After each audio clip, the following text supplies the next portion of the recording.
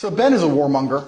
Ben has been wrong on basically every single issue you can name. He was with you with the vaccine and every other war. Ben is always calling for other people's young men to go and die in some war. He seems to love it. I don't know if he has short man syndrome, but he's always behind his desk calling about how important it is that big, strong men like me go and die. And the reason he tweeted that and said that is because when Hamas and Israel, at the very early in the conflict, I think it was 3 days in, were discussing possible peace talks, he tweeted, "No, absolutely not, fuck them, kill them all." And I said, Ben, as a man who's done his own fighting, because I've had a life of pain and violence, listen to me.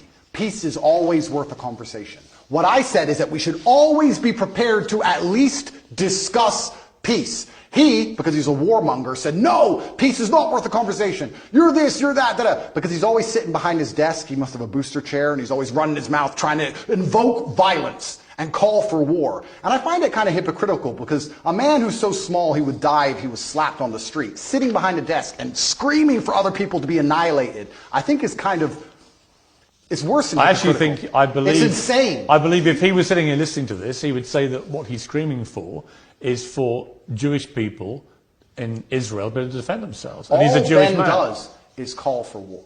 And I agree. Defending yourself. That's not all he does. That's all he does. And calling for war and defending yourself is very different than genocide. And Ben, like I said, overall, most of Ben's worldviews and mine probably align. We don't align on the religious sect, we don't rely on the religious points. Fine. But our overall worldviews about how society should function probably align on many of the key issues. I don't have a beef with Ben, and I don't watch his show, and I have no idea what he talks about a lot of the time.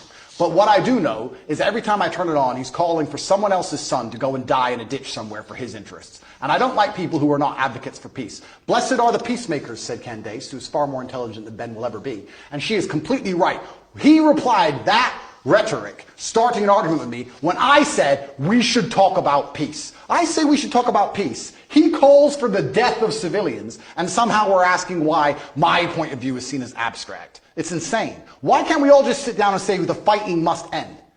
Why can't we do that? Why can't we sit and say, nobody should be dying, let's stop using the most advanced military weaponry on the planet to blow the limbs off children? Why can't we say that without being deemed some kind of terrorist sympathizer or anti-Semite? It's insanity. Trump came along and didn't start a single war. He's the only one who didn't. And they're going to come along him and make him a bad guy. When a new president comes in, it's just endless war and death and killing. Have you seen a dead body, Piers? Have you seen people lose a fucking limb? It's disgusting. I know what's happening over there. Have you seen that? I don't need to tell you about the parts of my history that I'm not prepared to share, Piers. I said it to Ben. I said people who have done their own fighting and seen their own violence and have seen people bleed out in the street from a stab wound are not going to be so smart and so quick to sit behind a desk and call for the death of innocent people. It's disgusting what's happening. I don't want anyone to die on either side. And when I come along as a peacemaker and say this is insane, because he's a warmonger, because he has chosen blinkers and sees one side of the argument and refuses to accept the humanity of Palestinians, he says I'm a bad person for calling for peace. Well, you know why? Because he'll probably listen to this interview and say,